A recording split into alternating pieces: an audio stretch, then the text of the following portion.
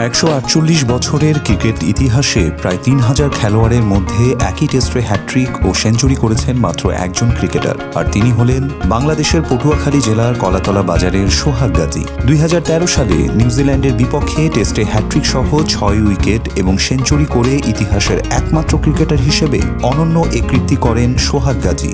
যদিও মাত্র 2 বছর ক্রিকেট ক্যারিয়ার এই ক্রিকেটারের, কিন্তু মজার ব্যাপার হলো জাতীয় দলে জায়গা পাওয়ার আগে অনূর্ধ্ব 13 থেকে 19 কোনো দলেই জায়গা পাননি সোহাগ।